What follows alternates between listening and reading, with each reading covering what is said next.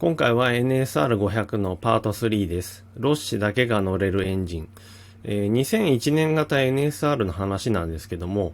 このエンジン、ロッシだけが乗りこなせたエンジンだったんじゃないかなと思います。レプソル勢は絶不調で、ワークスマシンとしてはロッシだけが勝ち続けました。その辺をちょっとね、探っていきたいと思います。その前に、まずこの NSR のエンジンのちょっと歴史をたどりたいと思います。前回紹介した NSR のフレーム、車体と同様に、エンジンも実は長らく同じものが使われてます。ですけども、エンジンの点火、ファイヤリングオーダーは変更を受けてます。シリンダーとかが変わってないっていうことだと思いますね。まず一番大きなものが、92年にビッグバンエンジンが投入されました。これでドゥーハンは、あとちょっとでチャンピオンを取れるというところまで行ったぐらい早かったんですけど、これ68度から292度なんで、近接爆発ってやつですよね。シリンダーがバンバン爆発するんじゃなくて、ドドーンって2回爆発して間隔が空いて、またドドーンと爆発すると。それによってトラクションをつかみやすいとか、そういう利点があったっていうことですね。で、そのエンジンが長らく使われたんですけど、97年にドゥーハンは逆に、昔のエンジンに戻します。スクリーマーエンジン。で、これはドゥーハンがただ一人乗ります。ワークスの、クリビーレと岡田選手は今まで通りのビッグバンエンジンです。で、98年、ドゥーハンはまたスクリーマーエンジンを使うんですけども、クリビーレ選手も岡田選手もドゥーハンが早かったもんだからスクリーマーエンジンを使ってみたりしてちょっと右往左往します。で、案の定というか成績は低下して全くドゥーハンには勝てませんでした。これドゥーハンの動画作った時に紹介したいんですけど、これはね、ドゥーハンの作戦ですね。で、99年はスクリーマーエンジンだけになります。ワークスライダーはみんなスクリーマーエンジンと。じゃあビッグバンがなくなったからスクリーマーエンジンで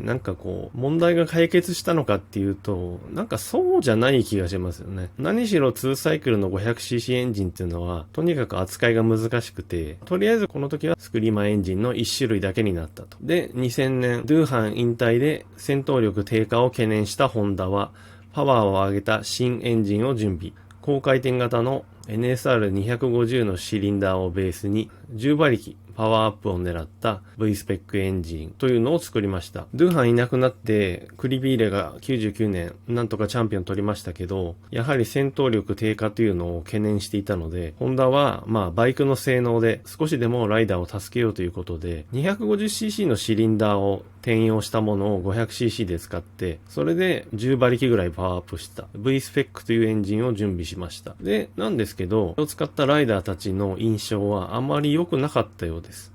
パワーは出るが、稼働特性はパワーカーブが急にドロップダウンする V スペックエンジンを、ロッシはパワーはあるけど僕はいらないと判断して使用せず、一度引っ込めたエンジンだったが、岡田はどうしても使いたいと使用したが、大幅に調子を崩してしまった。ここでまず注目したいのが、この2000年当時、上り調子のロッシは、よりハイパワーなエンジンを選びそうな気がするんですけども、やっぱりエンジン特性というかね、その扱いにくいものはロッシは嫌うんですね。僕はいらないと。で、一旦お蔵入りになったそうなんですけど、岡田選手は2000年不調だったんですけど、その不調から抜け出そうとしたんですかね。どうしても使いたいと言って。使ったんですけど、さらに調子を崩してしまったと。この2000年に限らず、やっぱりこの2サイクルの 500cc っていうのは、本当にエンジン特性っていうのが非常に重要で、それによってライダーのね、速さが変わってしまうし、ライダーの調子を左右するもんなんだなっていうのがね、よくわかりますよね。で、2001年の話をしたいんですけども、この V スペックを使わなかったロッシの考え方からすると、もうこの時、この2000年シーズン後半は、ロッシ主導でマシンを作ってますから、2001年型 NSR も扱いやすいエンジンのバイクになるはずですよね。それがそうでもなくて、ちょっと難しい感じなんですよね。2001年型 NSR500、乗りやすいエンジンをロッシは選んだはずだが、安倍隆夫氏のインプレ。モトクロッサーのようにフロントがポンポン上がる。これでロッシが怪我をしてもいいと HRC は考えていたのか。他のホンダライダーの活躍を阻止するために、リスキーなエンジン特性をあえてロッシがセッティング。ちょっとね、難しいので解説しますね。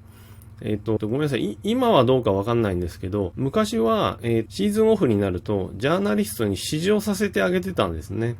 で、この安倍隆夫さんっていう方はもう亡くなってるんですけども、すごい精度の高いそのインプレをする方で、いつもこの人のワークスマシンのインプレをよく参考にしてたんですけど、ちょっともう手元に資料がないんですけど、2001年型のロッシのバイクに乗った後に、こんなようなこと言ってたんですよね。モトクロッサーみたいにフロントがポンポン上がって、まあ要するにこうちょっと乱暴なパワー特性だと。で、まあ2001年にワークスマシンで勝ってたのは、ロッシ一人しかいないのに、そんな危なっかしいことをしていいのかみたいなことを言ってたんですね。先ほど紹介した V スペックというエンジンをロッシは選ばなかったっていうことからすると、このインプレとなんか一致しないですよね。まあ、今回も私レーサーズを参考にしてるんですけど、まあもちろんこんなマニアックなことはどこにも書いてないし、ロッシに対してエンジンのセッティングをどういう風にしたのかという質問ももちろんしてくれてないので、本当にこの昔の安倍隆夫さんのインプレから想像するしかないんですけども、さっきちょっと話したドゥーハンがスクリーマーエンジンをわざと使って他のライダーを翻弄したっていうのと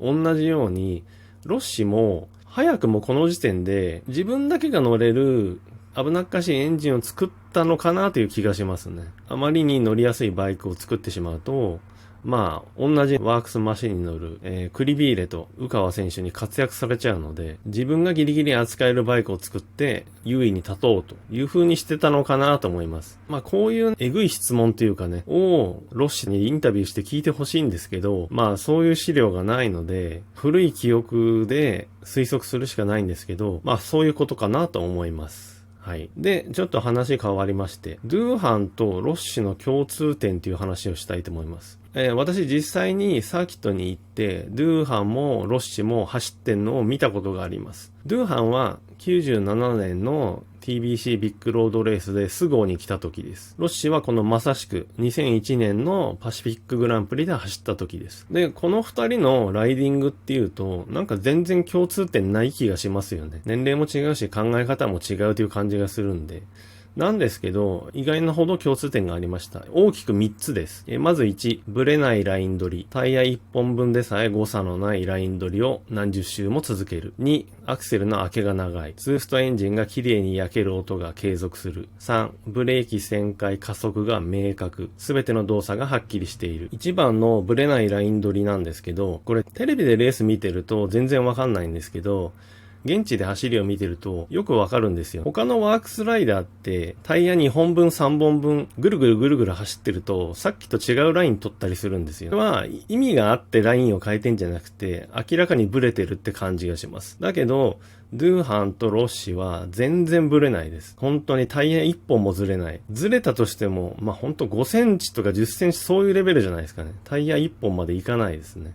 まずそのライン取りが正確で、どんだけ周回を重ねてもそれが変わんないと。で、2番の、アクセルの開けが長い。これはバイクでも車でも速い人っていうのは共通してんですけど、アクセル開けてる時間が長いです。で、この時の 500cc はツーストエンジンなんで、どんだけ綺麗にね、燃焼させてパワーバンドで引っ張るかっていうのが加速に影響すると思うんですけど、ロッシもドゥーハンもすごい綺麗にエンジン燃やしてましたね。これ明確に他のワークスライダー、メーカー問わずと違いましたね。はい。で、3番、ブレーキ旋回加速が明確。今どの動作をしてんのかっていうのがすごいはっきりしてますね。なので、これ1、2も3もどれもそうなんですけど、本当に基本に忠実なんですよ。とにかく基本に忠実なことを地道にマイラップ重ねるっていう感じですね。500cc っていうとね、こう豪快なスライドがどうのこうのとか、なんかそんなテクニックを期待しちゃうんですけど、ある側面としては、あるにはあるけど、基本はこういうことだと思いますね。